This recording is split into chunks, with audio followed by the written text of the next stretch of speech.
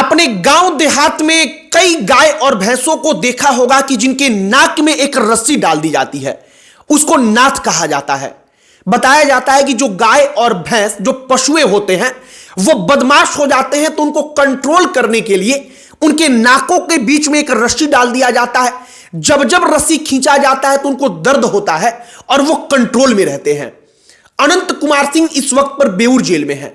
Beur jail में छापा पड़ता है, आधी रात को छापा पड़ता है और कहा जाता है कि अनंत कुमार सिंह के वार्ड में सघन जांच हुआ, मतलब कि एक एक चीज देखा गया। और इसके बाद राजनीतिक तौर पर चर्चा चलती है कि जेल के अंदर तो अनंत कुमार सिंह चले ही गए, उनको जेल के अंदर भी नाथ कर रखना कुछ लोग चाहते हैं। और कुछ लोगों का मतलब कि जो लोग सरकार चला रहे हैं, जो लोग सरकार में हैं। और हमने जब यह सब कुछ सुना तो हमने सोचा कि जरा इस पर चर्चा किया जाए कि क्या वाकई में अनंत कुमार सिंह को जेल के अंदर जाने के बाद भी अब जेल के अंदर भी पूरे तरीके से नाथ कर रखने की कोशिश है कि अनंत कुमार सिंह बाहर की दुनिया से एकदम कट जाएं, वो अपने लोगों को एक्टिव नहीं रख सके। और हमने सोचा कि जरा इसके बारे में बातचीत किया जाए, चर्चा किया जाए। इसके बाद हम बातचीत करेंगे चिराग पासवान के ऊपर, क्योंकि चिराग पासवान खुद के लिए गड्ढा खोद रहे हैं। गड्ढा इसलिए खोद रहे हैं क्योंकि चिराग पासवान जो जेन्युइन मुद्दा है, जिसके बारे में वो जानते हैं और उनको दिल से लगता है कि ना यहां पर हमको खड़ा होना चाहिए, लेकिन फिर भी वो खड़ा नहीं हो रहे, केवल और केवल राजनीति के लालच में, राजनीतिक लालसा में। और हमने सोचा कि जरा इसके बारे में बातचीत किया जाए कि जीवन कई बार जो अपने पूरे के अब जो आदमी का जीवन होता है उसमें कभी कभार मौका मिलता है किसी इंसान को कि वो हीरो बन पाए, छात्रों का हीरो, आम जनता का हीरो। और चिराग पासवान के पास मौका था, लेकिन चिराग पासवान ने उसको गंवा दिया, या चिराग पासवान उसको गंवा रहे हैं। हम छात्रों के मुद्दे की बातचीत कर रहे हैं, बीपीएससी छात्रों की। आगे आपको सब कुछ बताएंगे। इसके बाद बात करेंगे पवन सिंह को लेकर। पवन सिंह को लेकर अब लगभग सारी तस्वीरें साफ हो चुकी हैं और कहा जा रहा है कि पवन सिंह चुनाव लड़ेंगे। चर्चा यह भी है कि पवन सिंह चुनाव जीतेंगे भारतीय जनता पार्टी से और सरकार बनेगी तो पवन सिंह हो ना हो कला संस्कृति मंत्री बना दिए जाएं। कला संस्कृति मंत्री को लेकर भी चर्चा हमने एक आध जगहों पर सुनी, तो हमने सोचा कि जरा इसके बारे में भी बातचीत किया जाए। अब आगे एक एक करके तीनों मुद्दों पर बातचीत करेंगे, लेकिन उससे पहले हमारा नमस्कार स्वीकार करिए। हमारा नाम मोहित कुमार सिंह है और सबसे पहले बातचीत करते हैं अनंत कुमार सिंह के ऊपर। अनंत कुमार सिंह इस वक्त पर बेऊर जेल में है। एक खबर आती है कि बेऊर जेल में दानापुर एसएसपी के नेतृत्व में छापा पड़ा है। बताया गया कि आधी रात को छापा पड़ा, जेल में कैदियों में भगदड़ मच गई, मतलब कैदी इधर से उधर भागने लगे, जिनके पास कुछ संदिग्ध चीजें होंगी वो तमाम लोगों की जांच पड़ताल की गई। और सबसे प्रमुख बात रही कि अनंत कुमार सिंह के वार्ड की बेहद ही एकदम अच्छे तरीके से एक एक चीजों को वहां पर देखा गया। अनंत कुमार सिंह का एक एक चीज जांच किया गया और इसके बाद वो टीम वहां से बाहर निकल आई। इसके बाद कहा गया कि अनंत कुमार सिंह को पहली बार ऐसा महसूस हो रहा है कि वो जेल के अंदर एक कैदी हैं। अन्यथा अब तक अनंत कुमार सिंह जब जेल में रहते थे तो उनके पास जेल के अंदर उनके पास काम करने के लिए लोग होते थे। कैसे लोग? जो कैदी पहले से जेल में होते हैं, अनंत कुमार सिंह वहां पर जाते हैं तो उसमें से 3-4 लोग उनके चेले के रूप में उनकी सेवा पारनी में लग जाते हैं। लेकिन पहली बार अनंत कुमार सिंह को जेल के अंदर सुविधाएं नहीं मिल रही हैं। छापा पड़ रहा है विशेष तौर पर उनको देखने के लिए, और कहा जा रहा है कि विशेष तौर पर इसलिए अनंत कुमार सिंह को लेकर व्यवस्था टाइट की गई है कि वो बाहर कोई सूचना ना पहुंचा पाए, वो फोन वगैरह पर बातचीत ना कर पाए। जैसा अक्सर आरोप लगता रहा है कि जेल के अंदर मोबाइल फोन उपलब्ध करा दी जाती है, जो भी बड़े बाहुबली होते हैं, बड़े लोग होते हैं। और अनंत कुमार सिंह को लेकर भी कई बार इस प्रकार के आरोप लगे हैं। तो इस बार जेल में जो छापा पड़ा वो कहा जा रहा है कि अनंत कुमार सिंह को नाथ कर रखने के लिए पूरी की पूरी प्लानिंग चल रही है। अब प्लानिंग कौन कर सकता है? जो लोग सरकार में है वो कर सकते हैं।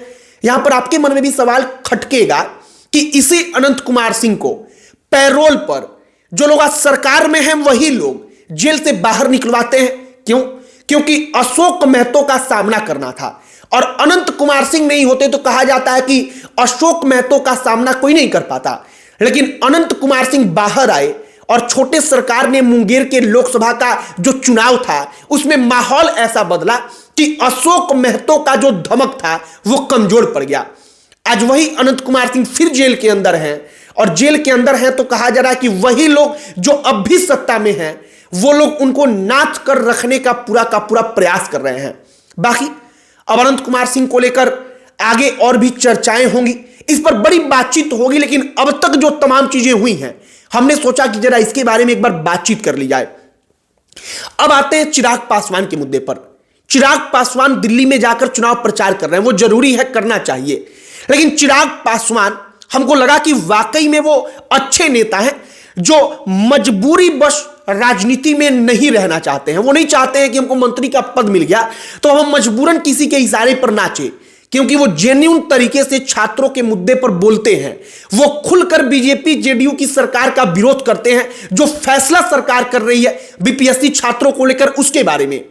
लेकिन सवाल हमारे मन में तब उठता है कि चिराग जब जानते हैं जेन्युइन तरीके से कि छात्रों के साथ गलत हुआ है, या उनको ऐसा दिल से लगता है, प्रतीत होता है, तो तमाम पदों को, तमाम चीजों को छोड़कर वो एक दिन बच्चों के साथ जाकर खड़े नहीं होते।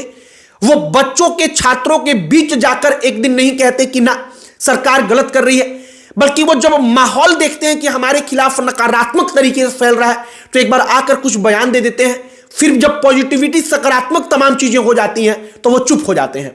हमें लगता है कि चिराग पासवान के पास ये मौका था कि वो छात्रों के हीरो बन सकते थे। वो इस बात को दिखा सकते थे कि हमको मंत्री पद का लालच नहीं है, हमको जेन्युइन तरीके से दिल से लगता है कि आप सही हैं तो हम खड़े रहेंगे, हमको किसी का दबाव नहीं है। लेकिन चिराग पासवान शायद इस मौके को भुला चुके हैं, या इस मौके को उन्होंने गंवा दिया है। एक और बात, चिराग का सपना है कि वो मुख्यमंत्री बने। मुख्यमंत्री कोई किसी के इशारे पर नाचकर नहीं बनता, और अगर वो बनता है तो कुछ दिनों के लिए बनता है और इशारे पर ही नाचता रह जाता है। और हमें नहीं लगता कि चिराग पासवान ऐसा कुछ भी चाहते होंगे। तो निश्चित तौर पर जो असल मुद्दा है उनको उस मुद्दे के साथ शायद खड़ा होना चाहिए था, और उनको समझना चाहिए कि छात्र का जो मुद्दा है वो उनके करियर को बढ़ाने में, उनको आम जनता के बीच और लोकप्रिय बनाने में कितनी बड़ी भूमिका निभा सकता है। इसके बाद बातचीत करेंगे पवन सिंह को लेकर। पवन सिंह विधानसभा का चुनाव लड़ेंगे। ये तमाम चीजें, ये चर्चाएं इसलिए क्योंकि मनोज तिवारी से पवन सिंह की कई बार मुलाकात हुई है, उनका जन्मदिन था, तो बीजेपी की पूरी सरकार कहिए कि लखनऊ में उतर गई थी। मुख्यमंत्री नहीं गए थे, लेकिन डिप्टी सीएम गए थे, उप मुख्यमंत्री, कई मंत्री आए थे, विधायक सांसद आए थे, जिनके बेटे सांसद विधायक हैं वो आए थे। और पवन सिंह के बारे में कहा गया कि इसके बाद से बीजेपी लेकर जो है वो उनको मनाने का प्रयास कर रही है। हमने इसके बारे में देखा तो पिछले 24 घंटे में बहुत ज्यादा चर्चा हुई है। मनोज तिवारी कहते हैं कि साथ हम लोग बैठ रहे हैं तो मतलब साथ हैं, उस वक्त पर गलती हो गया, मतलब कि लोकसभा के चुनाव के दौरान उसे भूलने का वक्त है, हम लोग उसे भुलाएंगे, और इसीलिए चर्चा और तेज हो चली। हमने एक आध जगहों पर देखा तब तो चर्चा यहां तक चल रही है कि पवन सिंह अब सांसद ना बनकर, लोकसभा का चुनाव ना लड़कर विधानसभा का चुनाव लड़ेंगे और वो विधायक बनेंगे। विधायक बनने के बाद जब जेडीयू बीजेपी की सरकार बनती है और लोगों को लग रहा है कि इस बार फिर से जेडीयू बीजेपी एक साथ चुनाव लड़ेंगी तो निश्चित तौर पर एनडीए की ही सरकार बनेगी। तो ऐसा कहा जा रहा है कि बीजेपी जेडीयू की सरकार आएगी तो कला संस्कृति मंत्रालय भारतीय जनता पार्टी के कोटे के पास रहता है और कला संस्कृति मंत्रालय पवन सिंह को देकर उनको मंत्री बना दिया जाएगा। ये तमाम चीजें जो चर्चाएं चल रही हैं, तो चर्चा यहां तक हो चली है कि पवन सिंह को मंत्री बनाया जाएगा।